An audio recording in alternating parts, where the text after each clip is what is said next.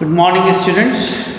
The other day, 2 days ago nearly, I had started this poem, A Prayer for My Daughter, written by W. Yeats in the year 1919. And I could do the first and the second stanza on that day. And today I am going to continue with the next stanza, the third one. May she be granted beauty and yet not beauty to make a stranger's eye distraught, or hers before a looking glass for such. Being made beautiful overmuch, consider beauty a sufficient end. Lose natural kindness and maybe the heart revealing intimacy that chooses right and never find a friend.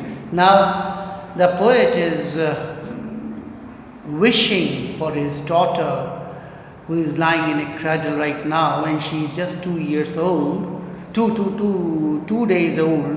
She is too little a girl, and yet the poet makes this prayer and he says that may she be granted beauty, that she must be beautiful young lady certainly with the passage of time, but her beauty should not be a destructive beauty. Her beauty should not be like the beauty of Martgan, who, as the poet himself considers, was a sort of Helen of Troy. She was another Draupadi. She was another destructive beauty. So he wishes his daughter not to be as beautiful as Morgan was, but she must be beautiful with the kindness of heart, with a sense of compassion and love for all. Consider beauty as sufficient end. She should not consider herself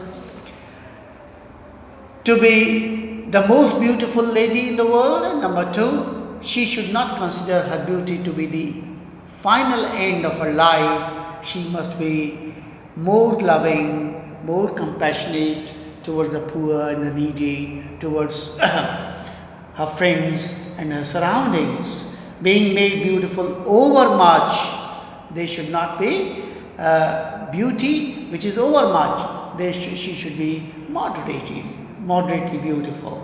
Being made beautiful overmuch, consider beauty a sufficient end. Lose natural kindness, because this is what Yeats as a poet believed, that those who are extremely beautiful and are conscious about their beauty,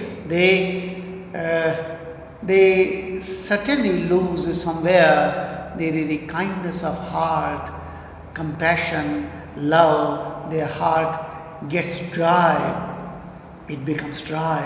Consider beauty a sufficient end. Lose natural kindness and maybe the heart revealing intimacy, that warmth of emotions, warmth of intimacy which you find in those who are not that beautiful.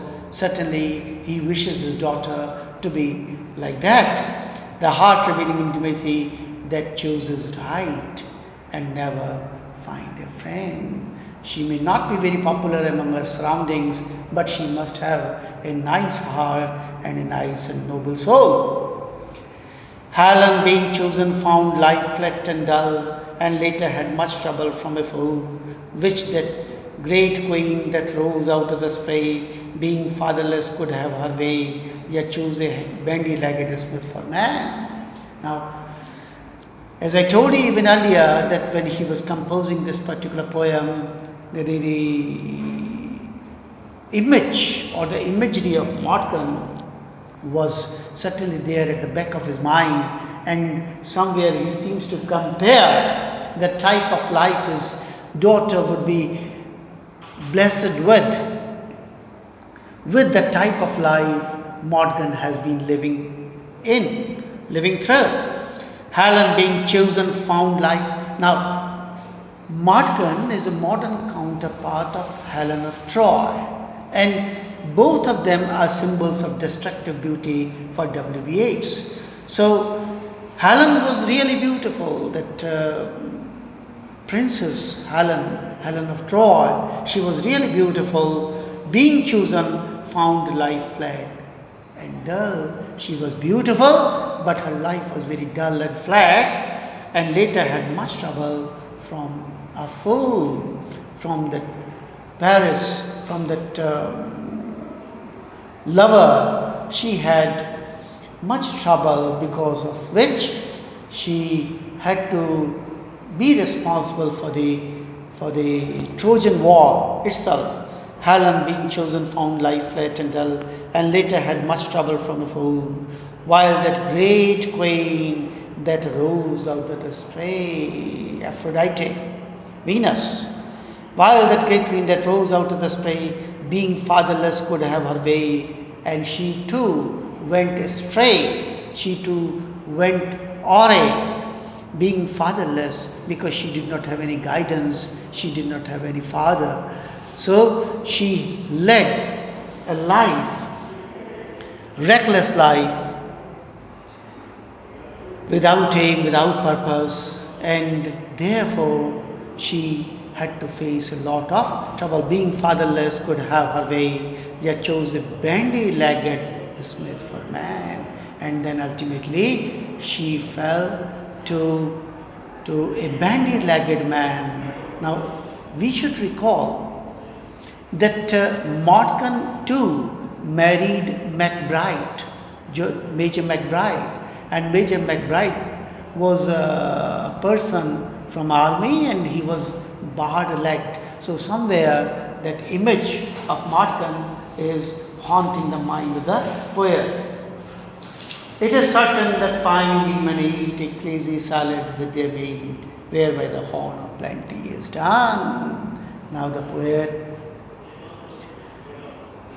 satirizes the type of such ladies who are artificial, who are over-conscious about their beauty, and they care only for their beauty and nothing else. It is certain, now this is a very satirical and a pungent line. It is certain that fine women eat a crazy salad with their maid. They grow crazy because there is something wrong with their disposition, there is something wrong with their way of thinking, whereby the horn of plenty is undone. Now, horn of plenty for WBS is a personal symbol which stands for old values, customs, norms, etiquettes, manners, traditions, all sorts of things. And this together, all these together, is called horn of plenty. So what he says is that these beautiful, so-called artificially beautiful ladies, they sacrifice values of life, they prefer their beauty to traditions and customs and culture and civilization, and therefore horn of plenty is undone. So this is for today. Tomorrow I will take up the next and other stanzas of the poem. Thank you.